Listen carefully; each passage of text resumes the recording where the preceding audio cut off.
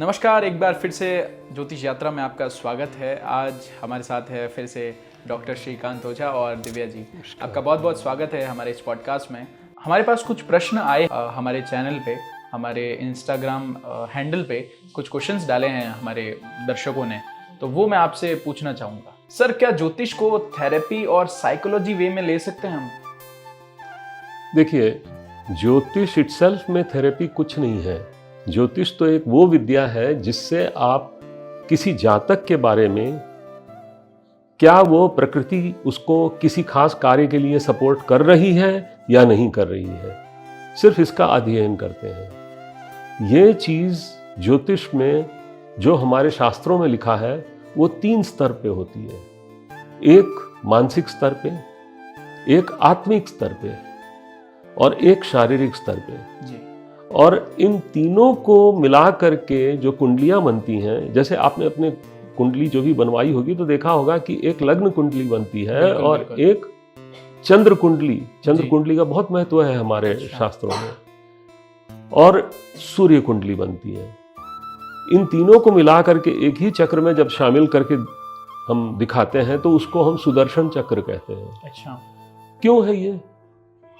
कुछ ना कुछ तो इसका इंपॉर्टेंस होगी इसकी, तभी हमारे ऋषि मुनियों ने इस चीज को इजाद किया है। बिल्कुल सर। तो मन इतना महत्वपूर्ण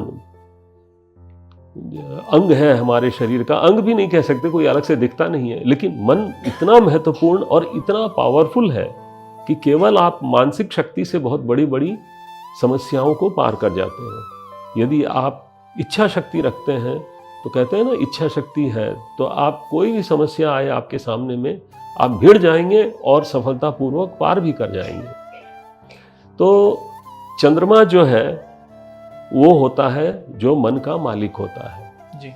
तो जनरली हमने ये देखा है अपनी प्रैक्टिस में कि लोग जब आते हैं तो उनके जीवन में हम ये पाते हैं कि ठीक है, एक छोटा सा समस्या का दौर आया है, ये फेज आया है, वो फेज निकल जाएगा समय के साथ में, लेकिन उस फेज को निकलने के पहले वो व्यक्ति इतना परेशान हो जाता है कि वो सोचता है कि यार अब तो आगे जिंदगी ही खत्म हो गई। तो जब ज्योतिषी के पास में इस प्रकार के जातक आते हैं तो ये ज्योतिषी का धर्म है कि समस्या को पहचानने के बाद में उसकी थोड़ी सी काउंसलिंग करे जी। ज्योतिष के आधार पे, और उसको अपने तरीके से अपने शब्दों में उसको ये बताए कि भाई ये समस्या तो बहुत छोटी सी है, बस अभी जरा सी देर में, 2 महीने में, 15 दिन में, जो भी है, जैसा भी परिस्थिति है, निकल जाएगी। उसमें अगर उसको उचित लगे तो एक छोटा सा कोई उपाय बता दे। उससे क्या है, कई बार हम ऐसे भी ज्योतिष उपाय बताते हैं कि जातक को मानसिक रूप से मजबूत कर देते हैं कि भाई हाँ, उपाय अब करने लगे, हम ये जाप करने लग गए, अब हमारा वो समस्या हमारी दूर हो जाएगी। और बस हमें वो समय 2 महीना, 4 महीना, 3 महीना जो भी होता है कठिन वाला, उसको पार करा देना होता है। एक बार हमने उसको पार करा दिया, बात खत्म, समस्या खत्म तो बात भी खत्म। बिल्कुल। तो हमने क्या किया इसमें, ज्योतिष के सहारे, ज्योतिष की नॉलेज के सहारे हमने उस व्यक्ति की काउंसलिंग की और उसके मानसिक परेशानियों को दूर किया। कई बार ऐसा भी होता है कि कोई बीमारी किसी को लग गई, वो डॉक्टरी सलाह ले रहा है और वो ठीक नहीं हो पा रहा है। कुंडली में हम देख रहे हैं कि ये कुछ समय की जो दशा है, राहु की दशा चल रही है एग्जाम्पल के तौर पे, तो कंफ्यूजन होता है, डॉक्टर ही सही डायग्नोज नहीं कर पाते हैं। आपके पास कोई चारा नहीं है सिवाय इसके कि आपकी राहु की जो अंतरदशा है या प्रत्यंतर दशा है उतने तक आप इंतजार करें जी।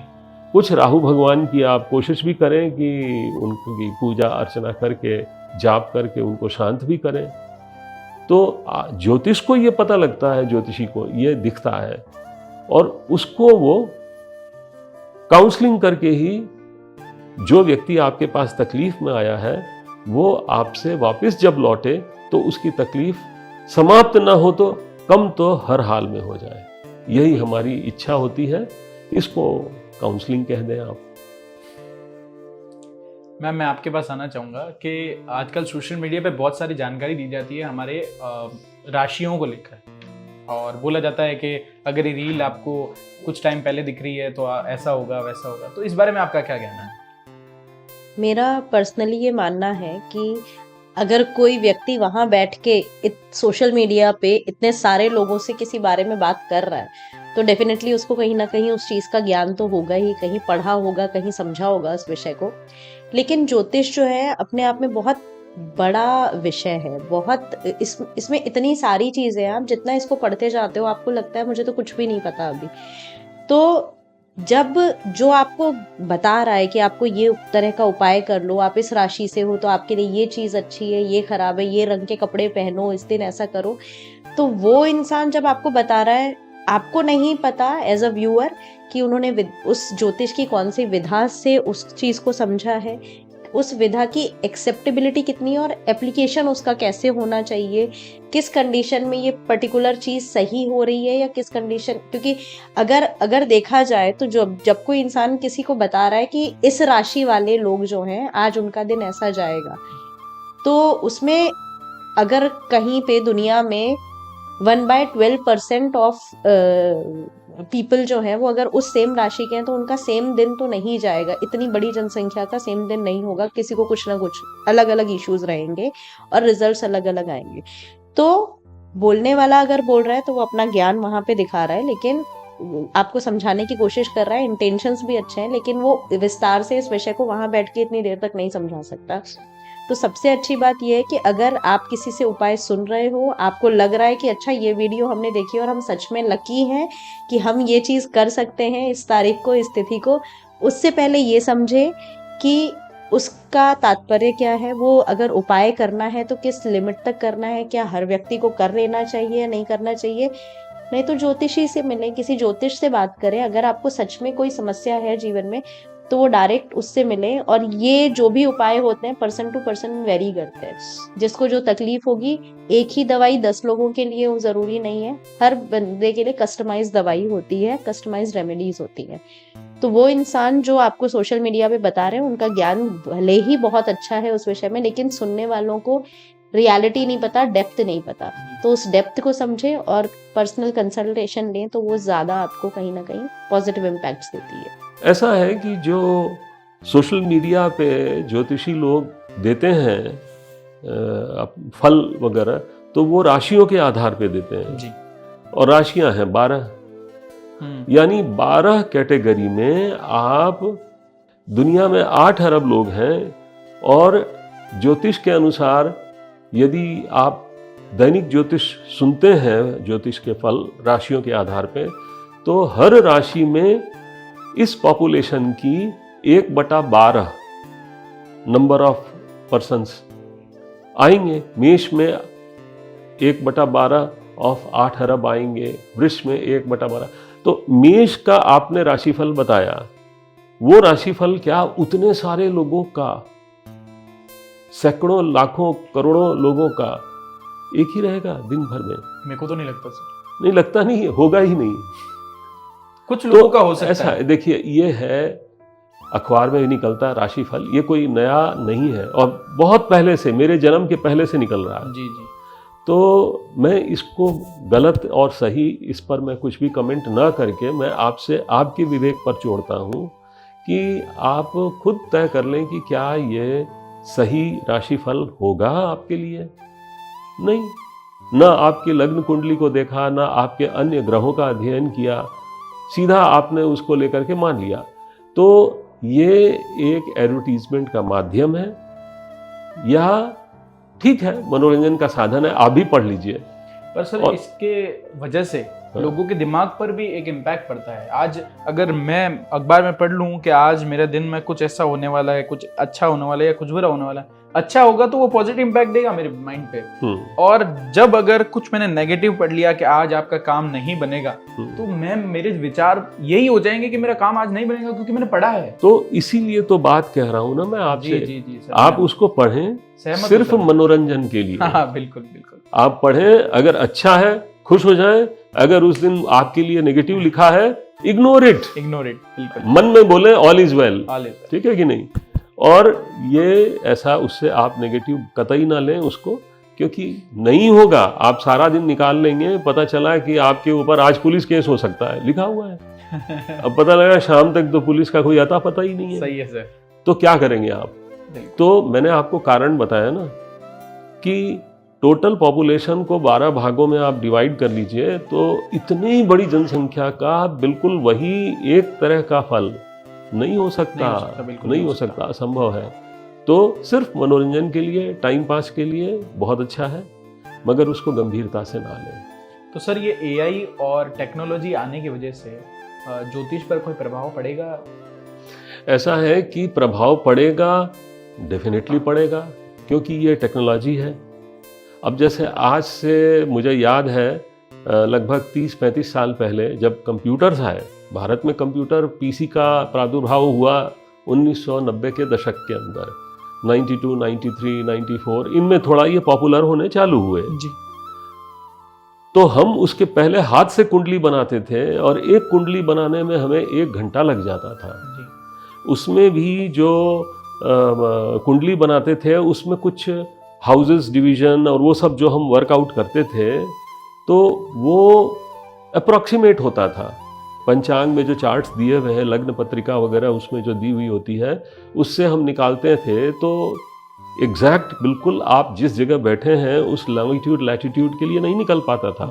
अप्रॉक्सीमेट हमको इंटरपोलेट करना पड़ता था उसमें।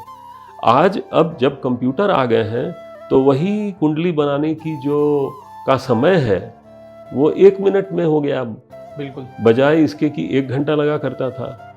उस 1 मिनट में भी जो कुंडली बनती है, कई लोग क्रिटिसाइज करते हैं कि नहीं कंप्यूटर से बनी हुई कुंडली सही नहीं है। मैं स्वयं इंजीनियर हूँ, मैंने कंप्यूटर भी 1978 में पढ़ा हुआ है, मैंने मेन फ्रेम कंप्यूटर पे काम किया हुआ है, पीसी तो बाद में आए। तो एज एन इंजीनियर चूंकि मैंने कंप्यूटर भी पढ़ा हुआ है और प्रोग्रामिंग भी पढ़ी हुई है और पढ़ाई हुई है छात्रों को, बिल्कुल गलत नहीं होती कंप्यूटर से बनी हुई कुंडली।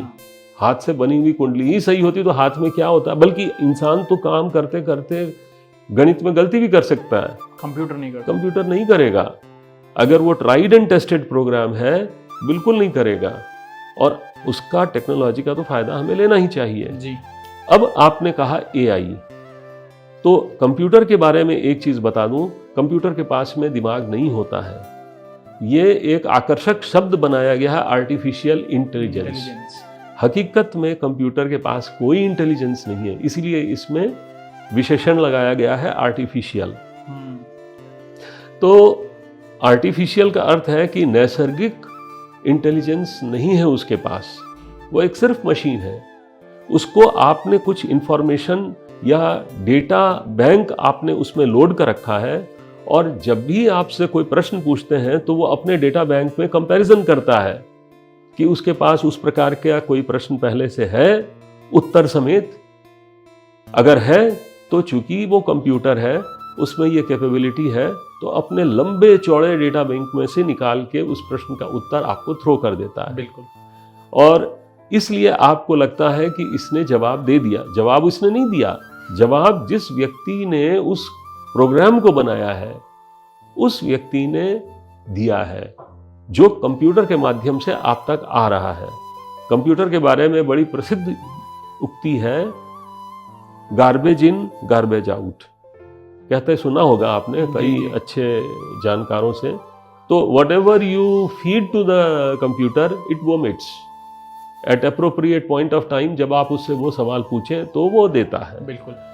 तो सिर्फ और सिर्फ मेमोरी पर रिलाई ना करके आर्टिफिशियल इंटेलिजेंस में थोड़ा सा प्रोग्रामिंग को उन्होंने और अच्छे स्तर तक सुधार दे दिया है जी। और उससे ये हुआ है कि जनरली वो एक प्रश्न के पैटर्न को भी पकड़ लेता है। सिर्फ वो प्रोग्राम है जो कर रहा है, कंप्यूटर का सॉफ्टवेयर है जो कर रहा है, और उसके अनुसार आपको जरा अच्छा आंसर, इंटेलिजेंटली प्लेस्ड आंसर देता है। बस सिर्फ इतनी सी बात है। न उसमें इमोशंस हैं, क्योंकि आपके ज्योतिषी में इमोशंस, मानवीय भावनाएं, अगर कोई एक मान लीजिए एक स्त्री आई आपके पास में, उसका पारिवारिक जीवन बहुत खराब है, घर में झगड़ा होता है, परेशानियां हैं, किसी ज्योतिषी के पास में वो जाती है तो वो थोड़ा सा मानवीय संदर्भ में उसको उपाय भी बताएगा या उसको कंसोल भी करेगा। अब कंप्यूटर से आगे पूछिए, वो तो सीधा धड़ाक से एक जवाब दे देगा, फिर आप जाने, आपका काम जाने। बिल्कुल। तो ना, ऐसा नहीं है। Machine can never replace a human being. अगर यही होना है तो आपके हिसाब से तो सारे डॉक्टर कल से खत्म। एआई से पूछ लो, आप एआई से पूछें कि भैया आज मेरे को ये सिम्टम्स हैं, दवाई दे दो। सही है। या वकील खत्म, वकील से आपने अपनी परिस्थितियां बताई, वो बताया, वो तो खुद ही अपने उसमें से लॉ निकाल करके आर्ग्यूमेंट वगैरह सारा वो छाप छूप के दे देगा, जज साहब पढ़ेंगे और उसका वो दे देंगे, उत्तर दे देंगे। तो साइंस जरूर आगे बढ़ा है, मगर इतना नहीं बढ़ सकता कि इंसान को रिप्लेस कर दे। बिल्कुल, ये भ्रांति है। हाँ, आसान उसने जरूर कर दिया है काम को। कैलकुलेशन का वर्क है या कोई ऐसी चीज़ें जो याद रखने की चीज़ है, उसमें हमें वो बहुत बड़ी सहायता देता है, मगर अंत में इंसान के ऊपर ही आपको निर्भर करना पड़ेगा। एआई भी बनाने वाला, उसके पीछे आप पाएंगे तो कोई ना कोई इंसान ही होगा, ऑटोमेटिकली कुछ भी नहीं होना कंप्यूटर में। तो किसी को कोई खतरा नहीं है। अब मुझे याद है, देखो, जब बैंक में नए नए कंप्यूटर इंट्रोड्यूस हुए थे तो मैं देखता था, जाता था तो बैंक के बाहर उसके कर्मचारी निकल के सुबह सुबह और नारे लगाते थे और शोर करते थे, कंप्यूटर मत लगाओ, क्योंकि उनको ये लगता था कि कंप्यूटर लगने से उनकी नौकरियां खत्म हो जाएंगी। हाँ। हुई क्या? नहीं हुई सर, काम इजी हो गया बस। नहीं, सिस्टमेटिक भी हो गया। हाँ। अब आपका जो पासबुक एंट्री ही सिर्फ एक छोटी सी आप करवाते थे, तो उसको वो कहते भाई पासबुक, वो कहता था क्लर्क कि आप छोड़ जाओ, कल ले जाना। तो आप छोड़ के चले गए, कल गए, अरे भाई साहब टाइम नहीं मिला, कल देख लो। अब वो 2-4 दिन बाद अगर देगा भी आपको, गंदी संदी हैंडराइटिंग में देगा, आधा अधूरा देगा, अब काम चलाओ आप उससे। अब क्या है, आज के परिस्थिति में मशीनें लग गई हैं, बैंक में जाने की भी जरूरत नहीं है, ऑटोमेटिकली आप उसी में एटीएम के पास में या कहीं, कई जगह लगा रखी है कई बैंकों ने, आप अपना पासबुक डालिए, अपना जो भी उसके अंदर इंस्ट्रक्शंस है, नंबर है, वो सारे आप बटन्स प्रेस कीजिए, आपका पूरा फर्स्ट क्लास छपा हुआ, टाइप किया हुआ स्टेटमेंट आ जाएगा। बिल्कुल, सुविधा बढ़ी है, किसी की नौकरी नहीं जाएगी, तो हमारी या ज्योतिषियों की या डॉक्टरों की या किसी और की भी क्यों जाएगी? बिल्कुल सर। ठीक है ना, हम तो फिर सुपर कंप्यूटर को बिठा देंगे किसी दिन प्रधानमंत्री के स्थान पर, वो देश का शासन होने चालू हो जाएगा। सही। फिर हम और आप कहाँ जाएंगे? बहुत बहुत धन्यवाद सर आपका इस पॉडकास्ट में जुड़ने के लिए, दिव्या जी और सर आपका। और आप भी ऐसे प्रश्न अपने कमेंट बॉक्स में छोड़ सकते हैं या हमारे इंस्टाग्राम पर मैसेज कर सकते हैं। हम उनका उपाय या फिर उनके प्रश्नों के उत्तर हम जरूर देंगे अपने अगले पॉडकास्ट में। धन्यवाद।